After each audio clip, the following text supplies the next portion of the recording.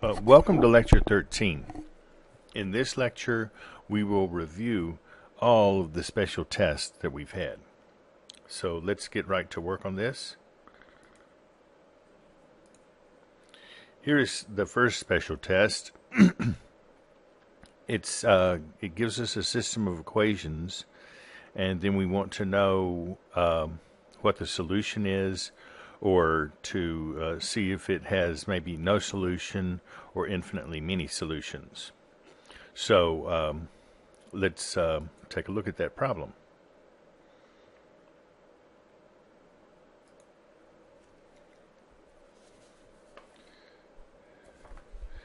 The system of equations, once again, was x plus y plus z equals 6.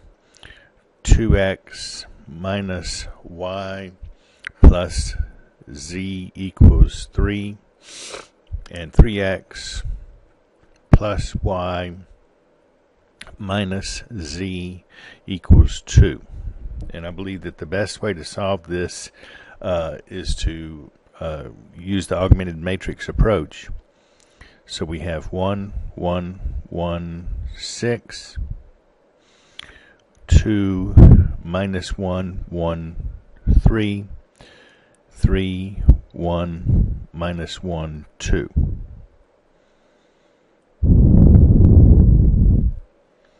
Now if we multiply the first row by negative 2 and add it to the second row, we will get 1, 1, 1, 6. And then the second row will become, okay, negative 2 times 1 is negative 2 and 2 is 0. Negative 2 times 1 is negative 2 and negative 1 is negative 3. Negative 2 times 1 is negative 2 and 1, negative 1. Negative 2 times 6 is negative 12 and 3 is minus 9. And then I will add negative 3 times the first row to the final row. Negative 3 times 1 is negative 3 and 3 is 0. Negative 3 times 1, negative 3 and 1 is negative 2. Negative 3 times 1 is negative 3 and negative 1 is negative 4. Negative 3 times 6 is negative 18 and 2 is negative 16. Now, for the next step, if you wanted to, what you could do is you could multiply the second row by negative 2/3 and add it to the final row. But I don't like that approach because I don't like using fractions. And so what I'm going to do instead, of course, you could also divide the second row by 3 so that that leading, the diagonal term in row 2 is 1, or negative 1.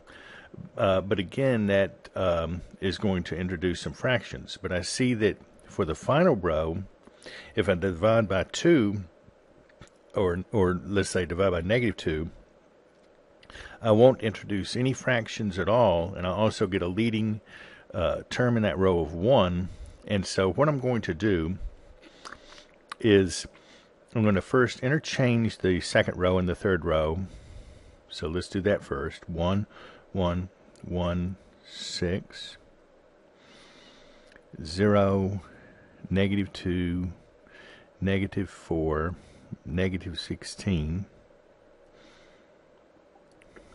0, negative 3, negative 1, negative 9. And then I'm going to divide the second row by negative 2 so that I get 1, 1, 1, 6, 0, 1, 2, 8, 0, negative 3, negative 1, negative 9. And the reason for dividing by 2 is that now I have 1 in the diagonal element of the second row, and so I easily see that what I need to do to eliminate the one remaining non-zero term below the main diagonal, which is that negative 3 in the third row, to get rid of that, what I need to do is add 3 times the second row to the third row. And I don't introduce any fractions at all. But keep in mind, you don't have to do things in that way. There are a number of different alternatives. This is just the way that I would do it to avoid introducing any fractions. So if we continue, then we get 1, 1, 1, 6, 0, 1, 2, 8, and 0. And when we what we're doing now is adding 3 times the second row to the third row. 3 times 0 plus 0 is 0. 3 times 1 is 3, and negative 3 is 0. 3 times 2 is 6, minus 1 is 5, and 3 times 8 is 24, minus 9 is 15. And now we have eliminated all the non-zero terms below the main diagonal, and so we're ready at this point to evaluate this system. So once you have eliminated all the non-zero terms below the main diagonal, what you should ask yourself is this: do you have any rows that are all zero on both the left and the right? If you did, then the answer is infinitely many solutions. And now I'm assuming here that the number of equations in the original system of equations is equal to the number of unknowns. So if we had a row that's all zeros on both left and the right, then we have infinitely many solutions. If we have a system that's all zeros on the left but non-zero on the right, well, that says that 0x plus 0y plus 0z is equal to a non-zero number, and there's no way that could be true. So that means no solution. But we don't have either one of those situations here, and so therefore we are going to have one unique solution to this system of equations. Now, once we have eliminated all the non-zero terms below the main diagonal, if you wish, we could go through more Gaussian elimination to eliminate the non-zero terms above the main diagonal. But what I usually favor, and what we've been doing in class, is just go ahead now and write down the system of equations corresponding to this augmented matrix, and then use back substitution. And so that's what I'll do here. So the first row of that matrix corresponds to x plus y plus z is equal to 6. The second row corresponds to y plus 2z equals 8. And the last row corresponds to 5z equals 15.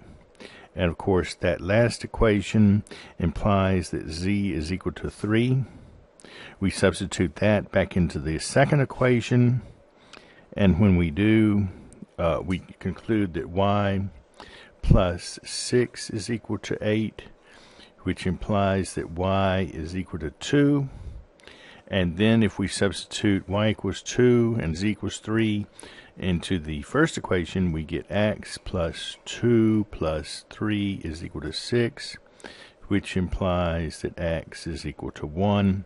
And so our answer is x equals 1, y equals 2, and z equals 3, which was choice C. And so that's problem 1 on the first special test. Now we'll look at the first special test, problem 2.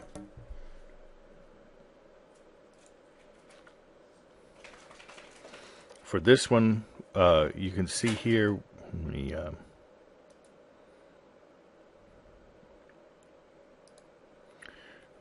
we are given the data 1, 2, 3, 4, 5, and we're asked to find the mean in problem 2 and the variance in problem 3.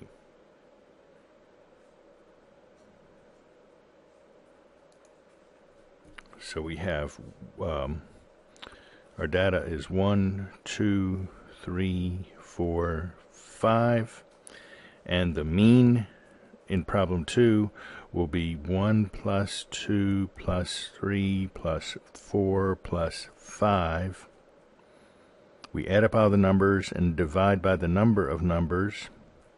And so we have here 15 divided by 5.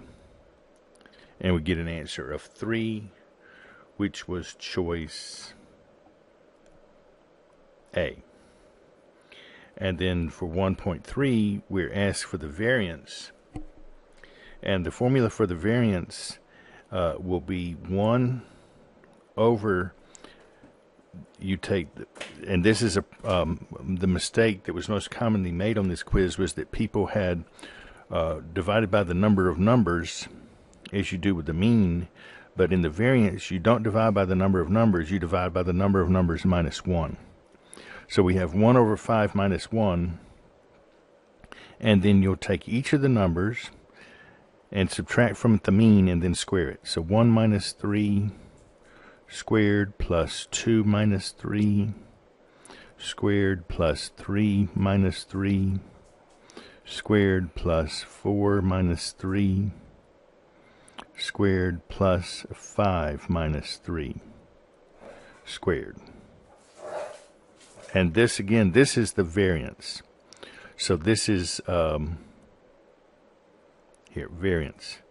And now this problem is asking for the variance, so this is fine. But if we wanted the standard deviation, then we need to take the square root of this. But we are asked for the variance, so this is fine.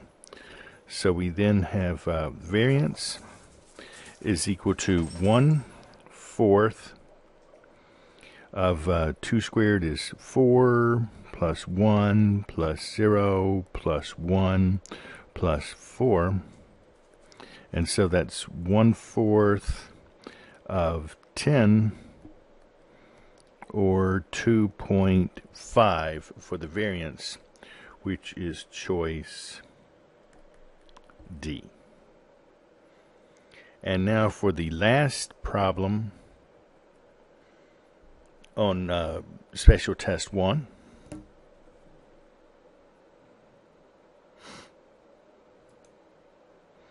It says, in rolling 4 dice, let A be the event the sum is divisible by 3. Suppose that B is as defined in each of the choices below, for which choice are A and B mutually exclusive. So let's just go through the different possibilities. If we define B as sum divisible by 10, well, let's think about that.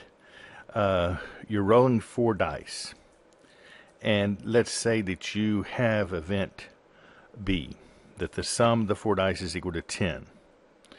Is that sum also divisible by 3? No, 10 is not divisible by 3. If you get 10 exactly, 10 is not divisible by 3.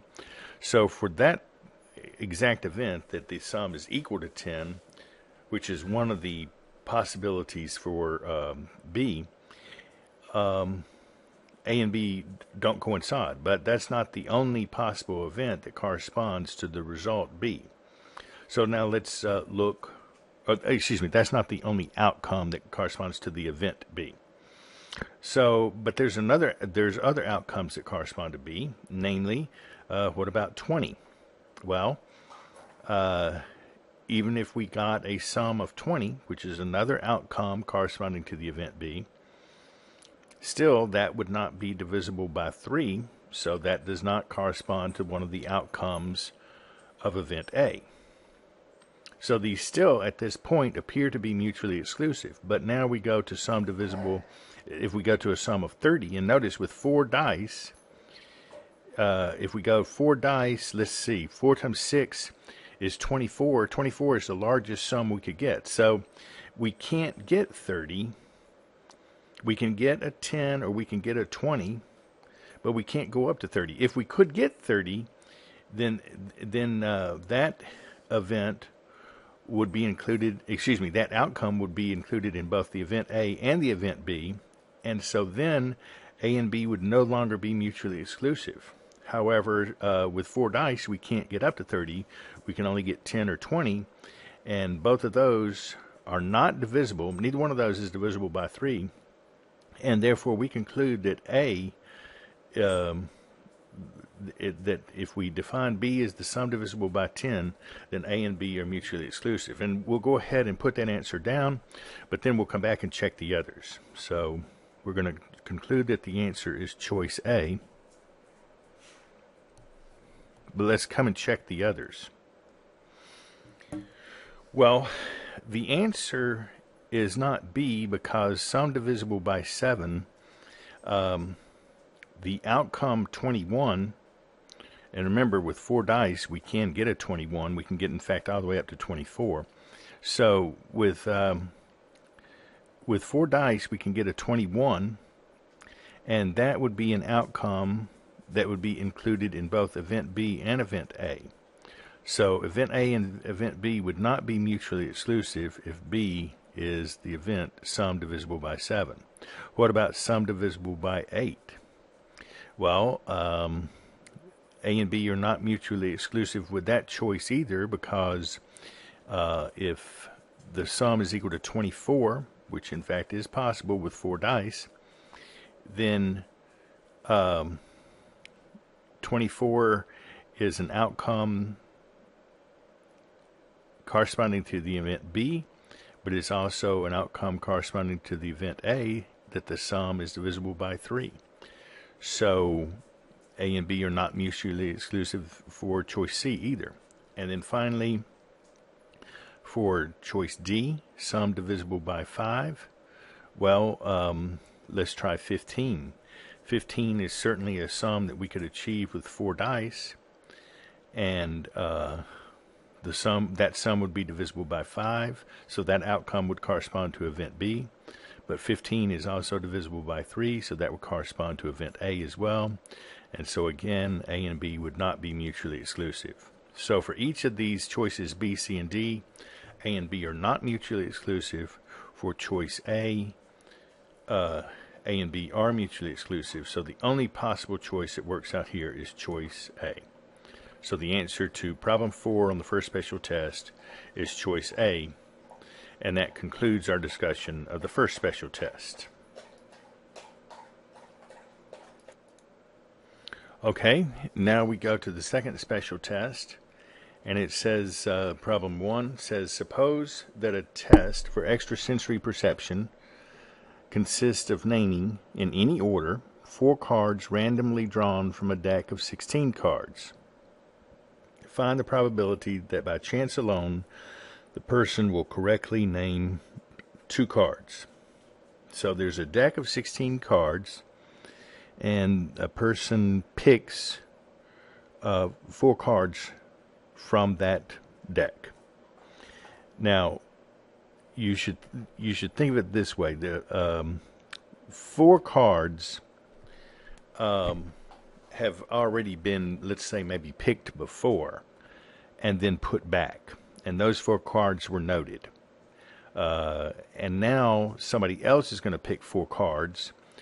And so you want to know the probability that that person who picks the 4 cards second, that exactly 2 of those 4 that are picked will match some 2 of the 4 that were picked before, and the other 2 will not pick.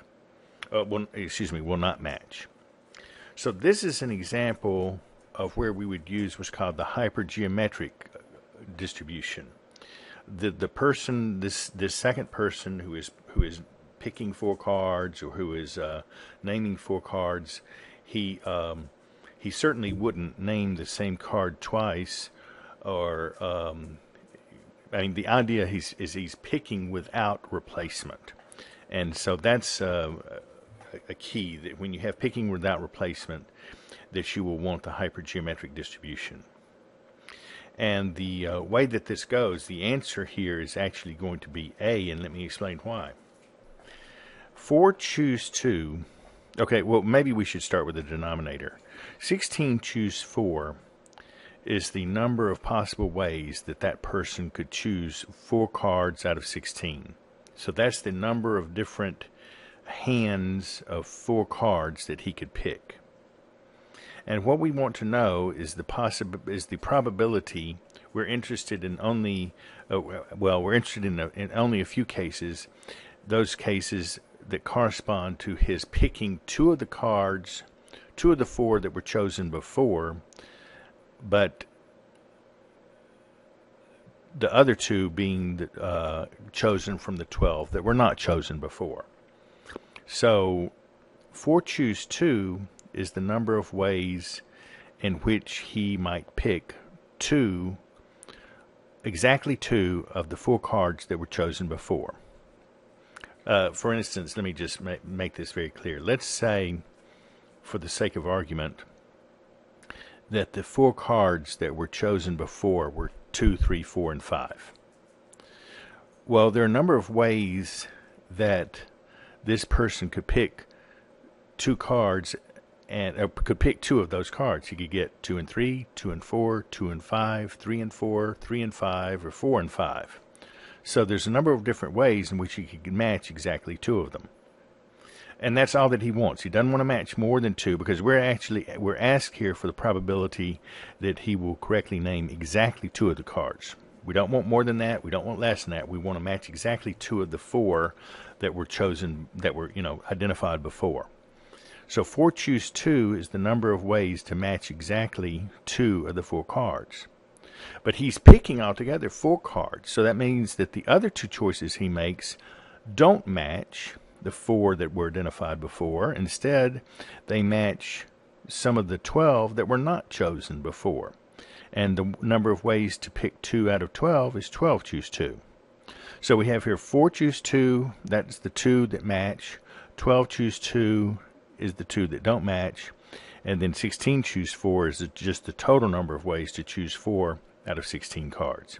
And notice with the hypergeometric distribution that the top 2 numbers, or the top numbers in the numerator, add up to the top number in the denominator, and the bottom numbers in the numerator add up to the bottom number in the denominator. So this is the choice. And notice that this doesn't even match the hypergeometric distribution, because 4 plus 2 is not equal to 4. This doesn't either. 2 plus 4 is not equal to 2. And 4 plus 0 is not equal to 2. So actually all of the other choices don't even match the hypergeometric distribution formula. So choice A is the correct one for this problem.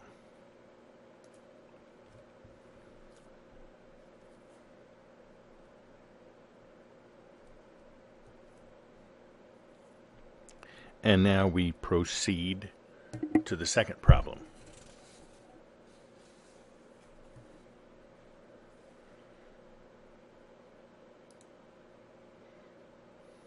Okay, we're told that the resistance of certain wires in an electrical network is normally distributed with mean 0.01 and standard deviation 0.001 ohms. About how many of 1,000 wires will meet the specification that they have resistance between 0.008 and 0.012 ohms?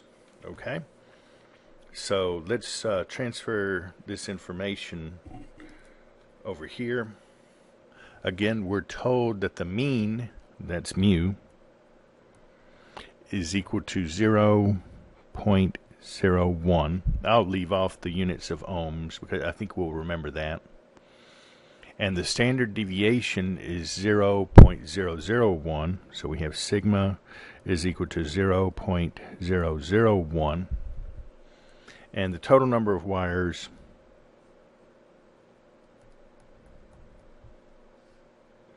is equal to 1,000.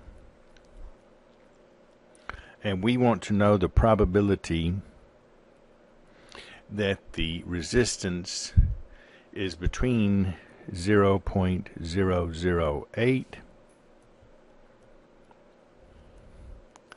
and 0.012. Now that is equal to the probability that R is less than or equal to 0.12 minus the probability that R is less than or equal to 0.008.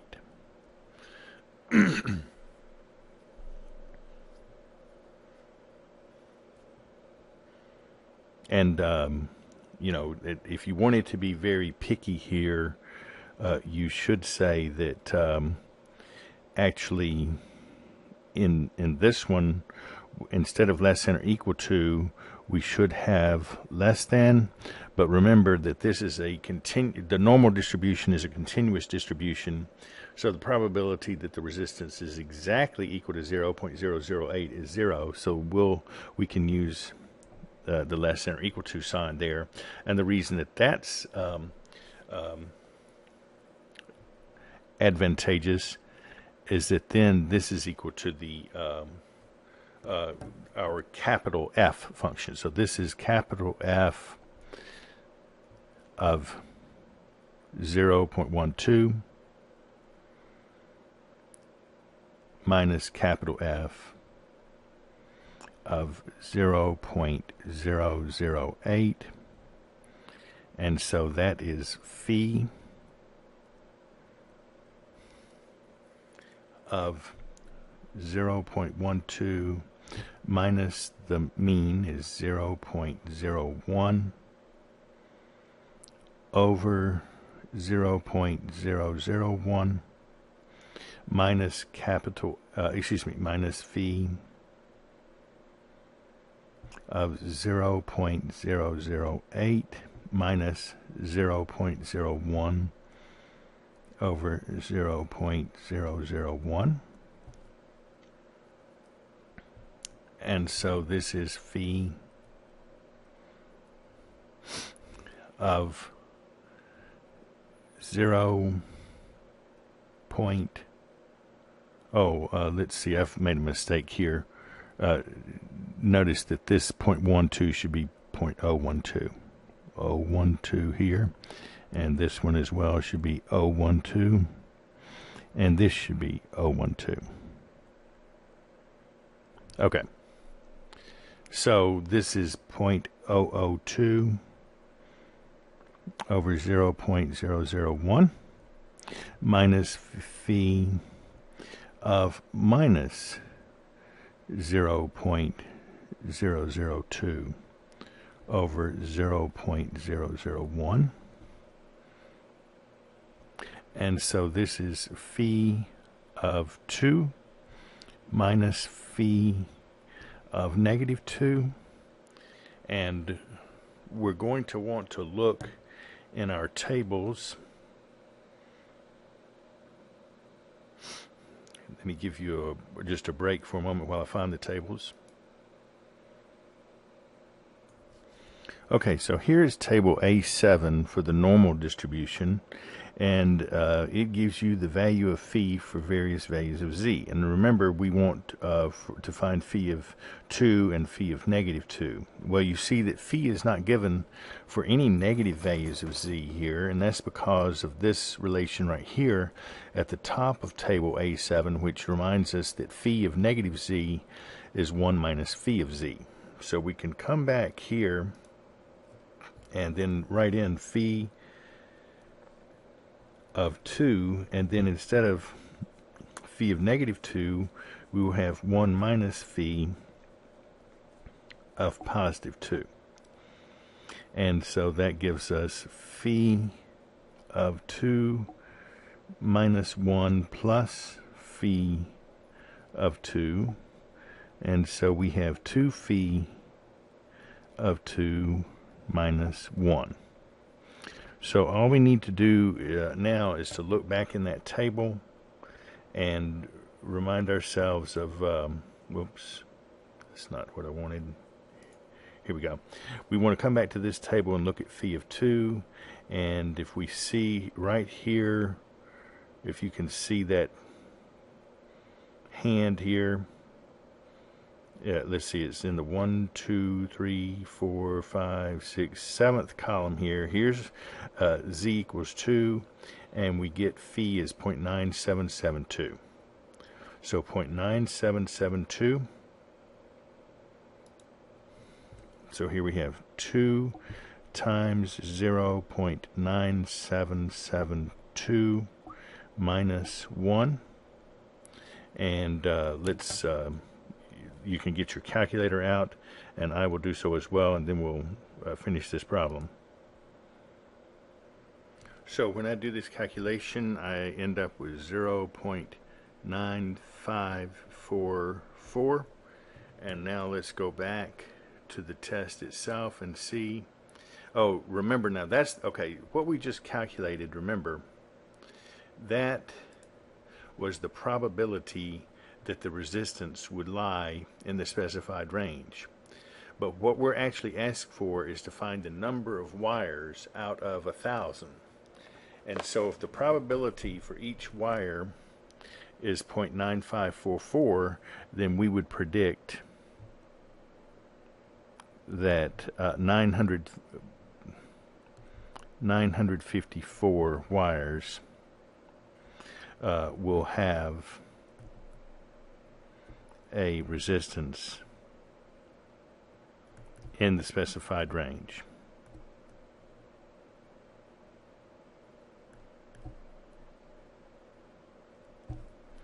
And so if we go back then to the test, 954 is exactly one of the choices, and that is choice B, which in fact is the correct choice.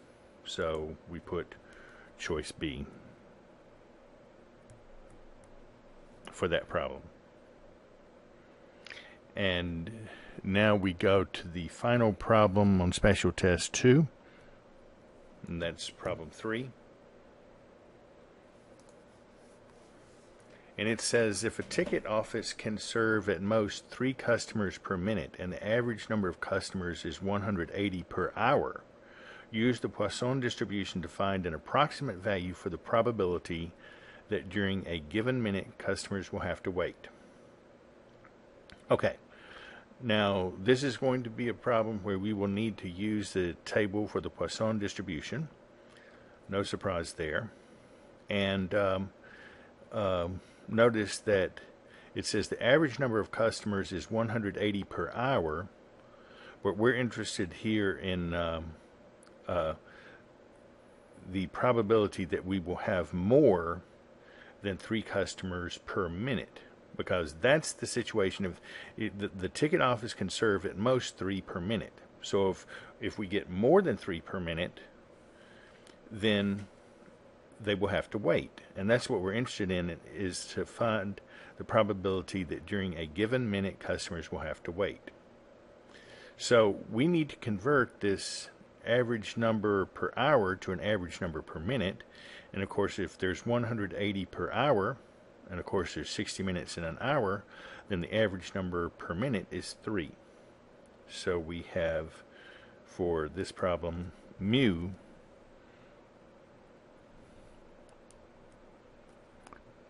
is equal to 3. And that's important because that tells us which area of the Poisson table to look at. Now, we want to know the probability that that random variable, which is representing the number of people who come in a minute, we want to know the probability that the people are going to have to wait. So we want to find the probability that x is greater than 3. Because remember, the statement of the problem says that the ticket office is able to serve 3 customers per minute, but that's the most that they can serve. And so if more than 3 come in a minute, then somebody's going to have to wait. So we want and that's what we're trying to evaluate here, is a probability that somebody has to wait. And so that's the same as saying probability that x is greater than 3.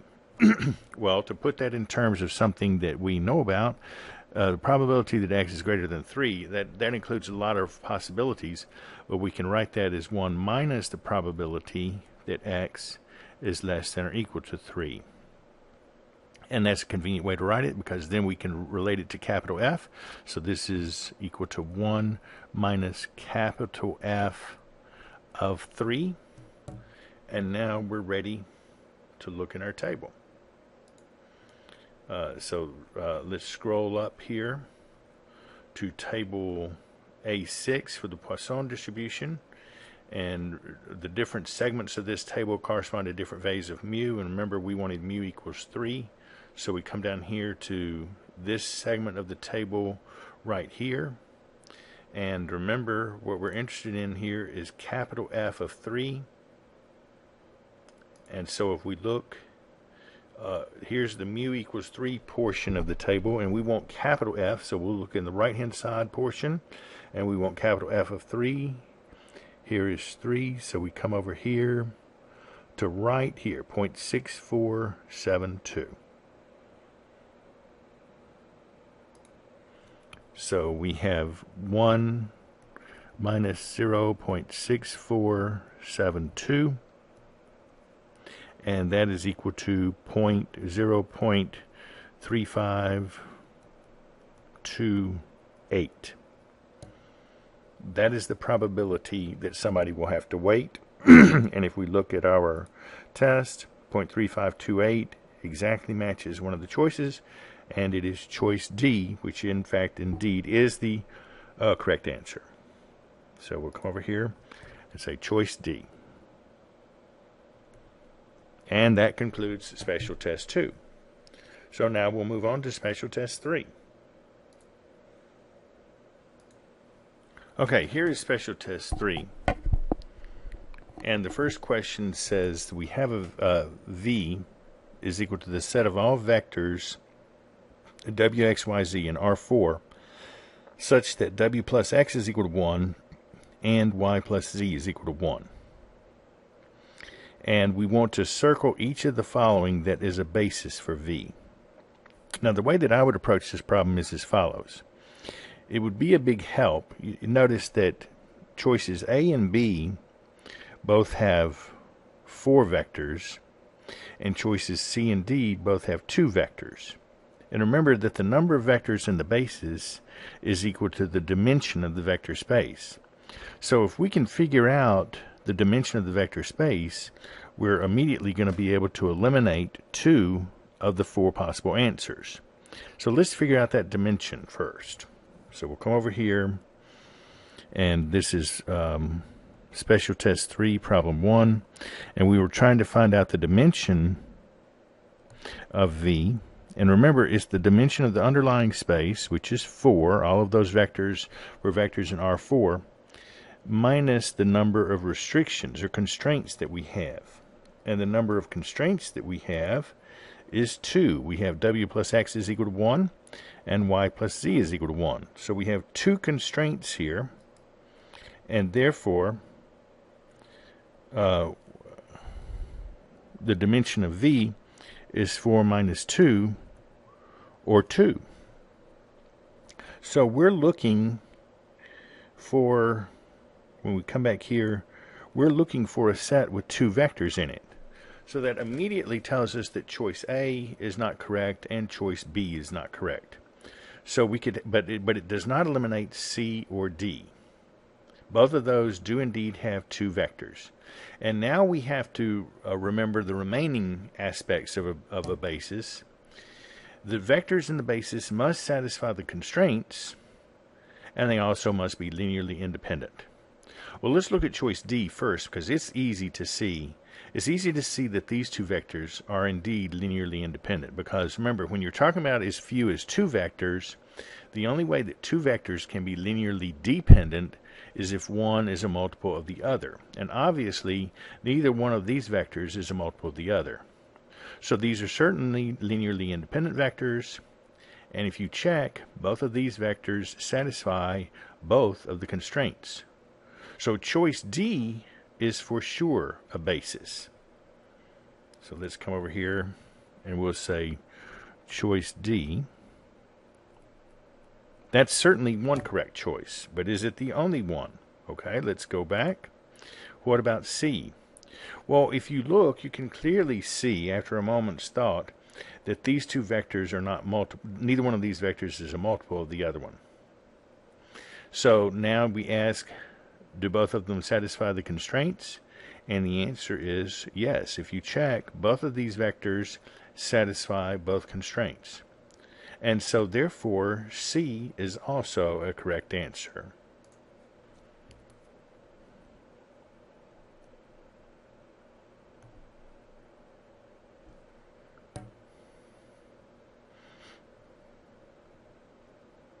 So that is the correct answer to 3.1 is choice C and choice D. And one final word on this: if you look, you will see that each one of now, choice A is definitely not correct.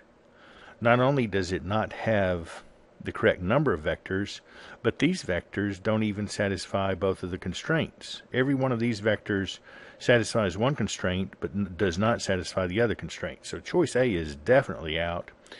Choice B might have been a little bit tougher because each one of these vectors does satisfy both of the constraints, but the number of vectors is not correct. And so what you find out here is if you analyze these four vectors with our test for linear independence, you will find that these four vectors are not linearly independent.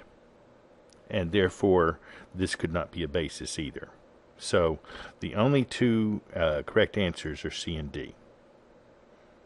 Okay, now let's go to problem 2.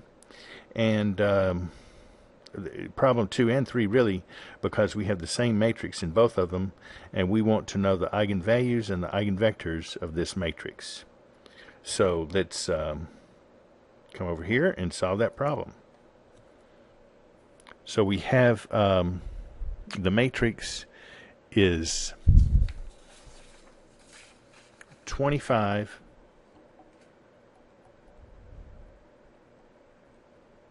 negative 13.5, 36, negative 20. And we want to know the eigenvalues in problem 3.2 and the eigenvectors in problem 3.3. So remember, we'll say the determinant of A minus lambda I is equal to 0. So 25 minus lambda minus 13.5, 36 minus 20 minus lambda is equal to 0. And so that gives us 25 minus lambda times minus 20 minus lambda minus 36 times minus 13.5 is equal to 0. And so we get lambda squared, and then we'll have a minus 25 lambda plus 20 lambda, so minus 5 lambda. And then 25 times minus 20 will be minus 500. And then we have minus 36 times 13.5. And let's check that out here.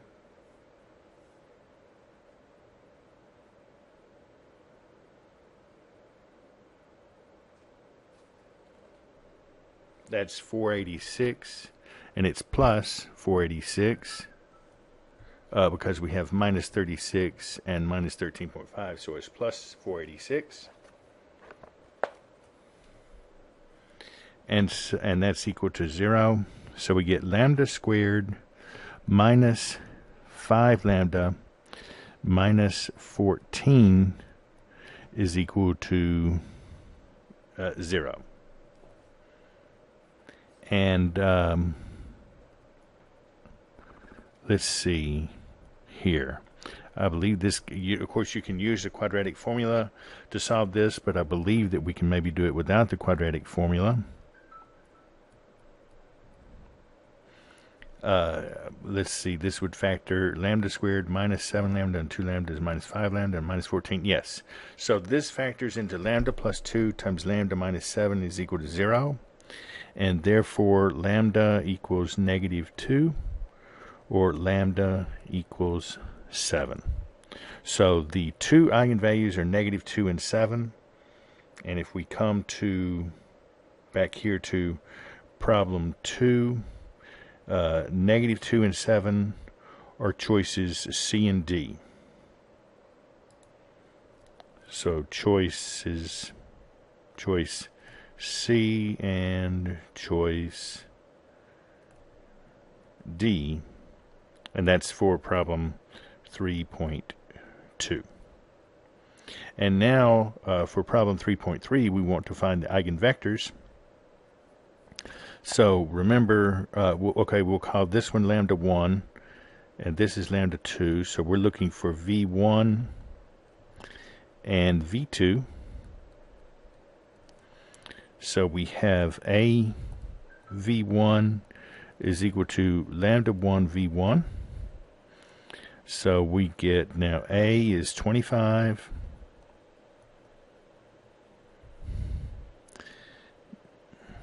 minus 13.5.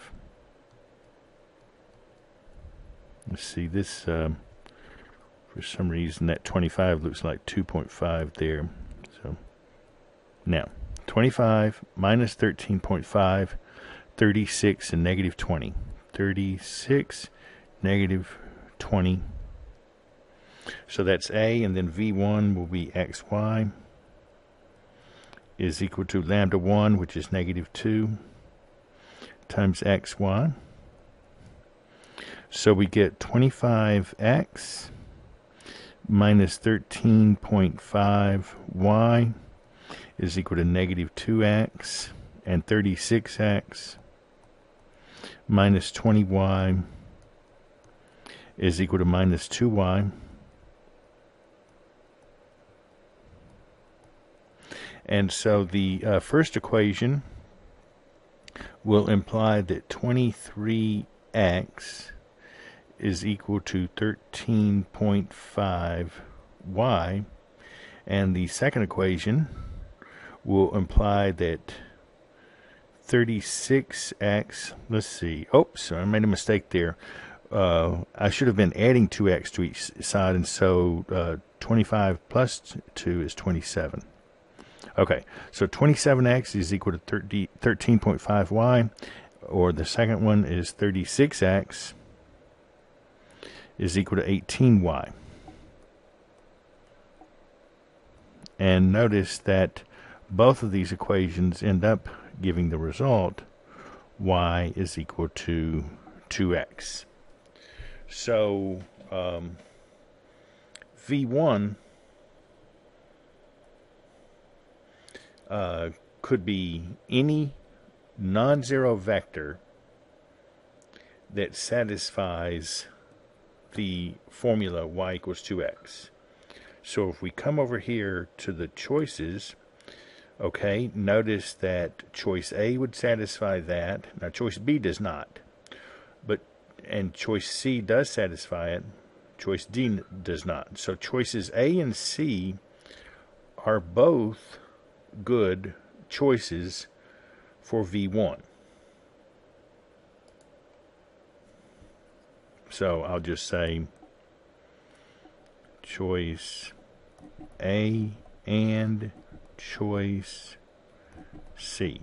Both of those are good. Both of those correspond to an eigenvector with eigenvalue of negative 2. Now let's look at the eigenvectors for lambda 2. So we have a v2 is equal to lambda 2 v2. So that's 25 minus 13.5, 36, negative 20 times xy is equal to lambda 2 is 7.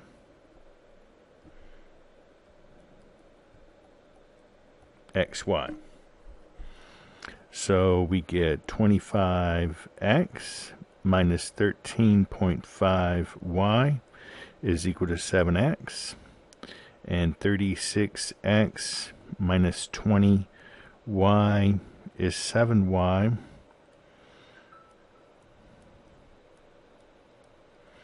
And now the first equation will become 18x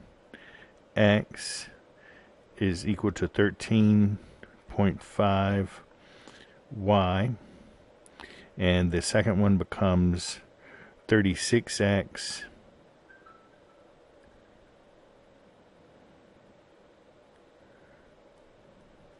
is equal to 27y.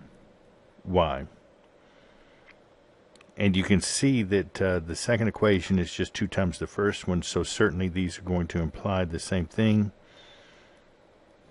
If we divide that second equation by 27, we will get y equals 36 over 27, which is the same thing as 4 over 3.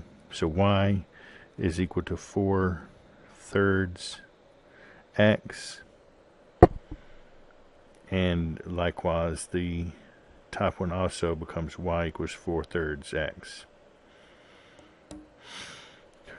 So for this second eigenvector, any non-zero vector that satisfies this equation, y equals 4/3 x, will be good.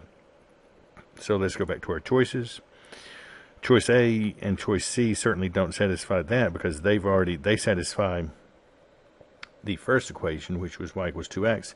But here, y equals 4/3 x does, this choice B does satisfy that, but choice D also satisfies that. So for this second eigenvector,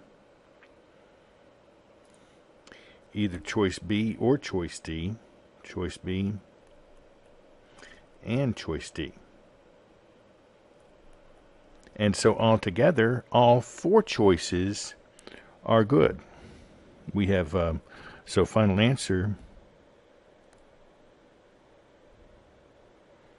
would be choice A and choice B and choice C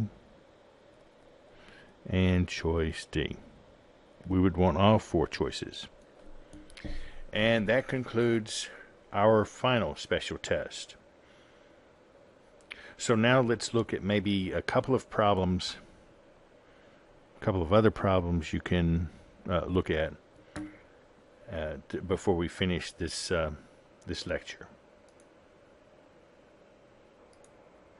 Okay, now for the problems for this lecture, and if I recall correctly, in all of the special tests, 2 of the problems that gave the most difficulty were the problem on the last test, the third test, dealing with the basis for a vector space, and the problem on the second test dealing with the Poisson distribution. So the 2 problems that I've chosen here for lecture 13 are reviewing those 2 ideas. So for problem 13.1, we let V equal the set of all vectors x, y, z in R3 such that x plus 2y is equal to 0. And then I want you to circle each of the ones here. Each of the, we have sets of vectors here. Circle each one that is a basis for V. Choice A is the set consisting of the vector -2, 1, 0. Choice B is the set consisting of the 2 vectors, 2, -1, 0, and 0, 0, 1. Choice C is the set consisting of these 3 vectors, 4, -2, 0, 0, 0, 2, and 4, -2, 2. And finally, D is the set consisting of the 4 vectors, -6, 3, 0, 0, 0, -1, -6, 3, -2, and -12, 6, -2. So that's problem 13.1. And then problem 13.2 is actually identical to problem 24.7.6 in your textbook, which says, suppose that 4% of steel rods made by a machine are defective. The defectives occurring at random during production. If the rods are packaged 100 per box, what is the Poisson approximation of the probability that a given box will contain 0, 1, ... up to 5 defectives? Now, if you will review lecture B14, you will see that we solved that problem in lecture B14 using the formula for the Poisson distribution. But here I'm asking you to solve it using the table, just as we did in this problem here on special test 2. This problem 2.3, where we had a Poisson distribution and we used the table. Well, use the table here as well for this problem to make sure you understand how to get the answers that are requested. So that's it for Lecture 13, and good luck.